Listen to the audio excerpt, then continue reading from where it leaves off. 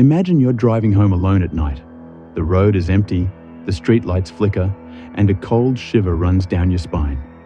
You check your mirrors, nothing but darkness behind you. But then, you hear it, the sound of a door opening from the back seat. Your heart pounds. You know you're alone, right? But what if you're not? This is not just a story. This is something that could happen to anyone, even you. Stay till the end, if you dare. The unread message. Michael was lying on his bed, lazily scrolling through his phone, when suddenly, ping, a message popped up. It was from David. David was his best friend. But David had died 3 months ago in a car accident. His phone had been deactivated. His family had buried him. There was no way this was real. But there it was, clear as day. David. Mike, please call me. It's urgent. Michael's stomach twisted. His hands turned ice cold. Was this some kind of sick joke? He typed with shaking fingers. Michael. Who is this? No reply. Michael tried to calm himself. Maybe someone got David's old number? Yeah, that had to be it. Then, ping, another message. David. Why didn't you pick up my call that night? Michael's breath caught in his throat. His heart pounded against his ribs. He knew what David was talking about. The night David crashed his car, he had called Michael 5 times. But Michael was too drunk at a party, laughing, dancing, and he ignored the calls. The next morning, David was gone. Now, 3 months later, he was texting.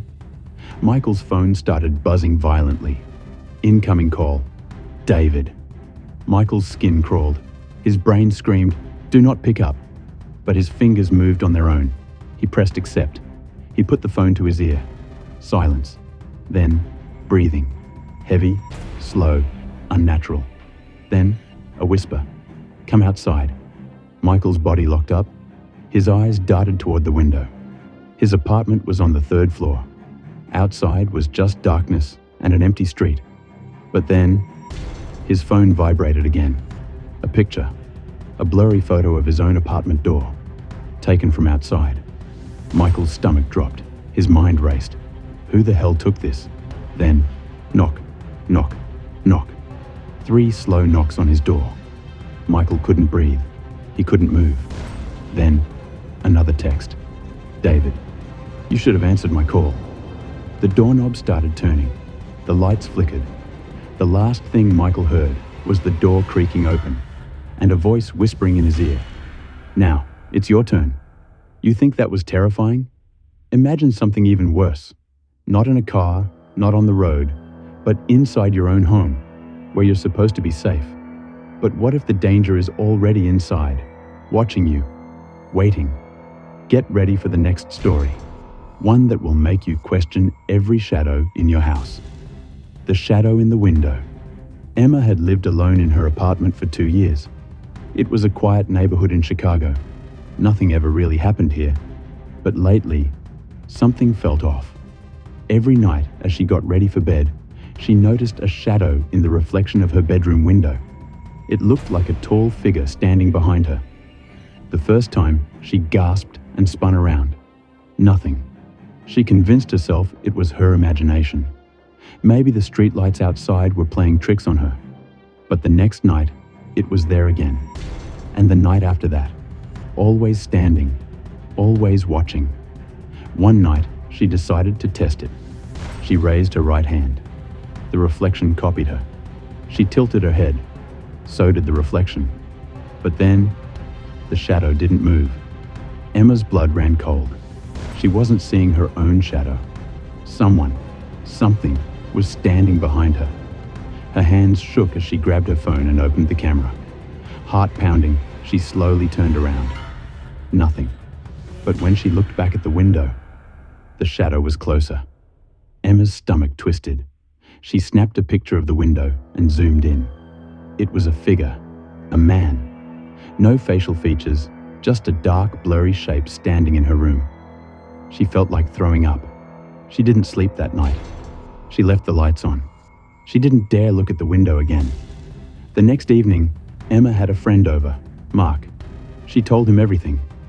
"Maybe it's just stress," Mark said. "You're imagining things." "Then explain this."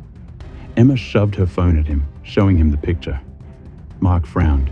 His face went pale. "Emma," he whispered, "this photo was taken from inside the apartment." Emma's breath caught. "What?" she whispered. "If this was just a reflection, the shadow should be facing the camera, but it's not." Emma's hands went ice cold. The realization hit her like a brick. The shadow wasn't outside. It was inside the room, right behind her. That night, Emma couldn't sleep. She left every light on. She checked every door, every lock, every closet. At 3:12 a.m., she woke up suddenly. The room was freezing. Something felt wrong. Then she heard it. Soft breathing, right next to her bed. Her body locked up. She couldn't move, couldn't scream. Slowly, she forced herself to look at the window. This time, the shadow wasn't standing behind her. It was sitting on the edge of her bed, and it was smiling. Well, if you're still here, congratulations. You survived 2 terrifying stories without looking over your shoulder. Or did you?